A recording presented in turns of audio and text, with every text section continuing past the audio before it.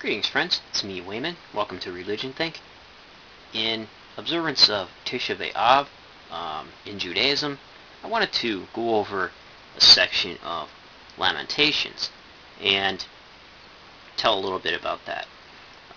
Tish'abeAv is observance and mourning for the temple destruction twice. Recently by the Romans, and before that in 586 BC by the Babylonians. And the Lament for Lamentations was written probably between 586 and 520 by the exiles. And there's some beautiful literature out there, very, very dark literature and very, very agonizing literature. Lamentations, a large portions of it is written in acrostics. I'm going to be posting a link to the Hebrew and English section. So if you look, each verse starts with the letter of the Hebrew alphabet. And as you go down, you'll be able to see that. English translations aren't really able to capture this, being that they have to translate a word into English. But some of them try. And one of those is the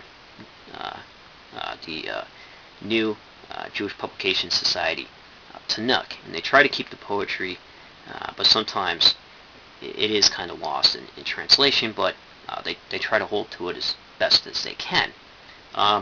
When you read Lamentations, especially chapter 1, it's broken up into two sections, which is really beautiful. Section 1, which would be Lamentations 1 to 11, is the prophet lamenting. 12 to 22 is the city responding in lament back to the prophet, which is pretty amazing. So I'll be posting other laments of the ancient Near East to this, because when cities were destroyed, there were other people who felt just as bad, and war was almost an everyday occurrence, and lifespan was very short. And this text here underscores the mayhem and the hostility and the environment that the ancient Hebrews came from, and the ancient Near East as a whole. So reading, starting in Lamentations 1, alas, usually poetry from the ancient Near East starts with ah, or alas, or how. Mostly in the ancient Near East, it would start with ah. Alas, lonely sits the city, once great with people.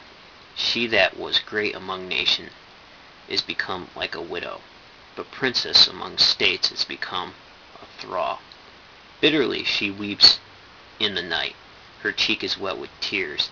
There is none to comfort her of all her friends.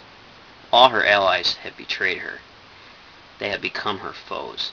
Judah has gone into exile because of misery and harsh oppression. When she settled among the nations, she found no rest. All her pursuers overtook her in the narrow places. So you can continue to read that. I'll be posting a link to both the Hebrew and the English translation. And in this link, you'll be able to click and hear it read in Hebrew, which is very beautiful.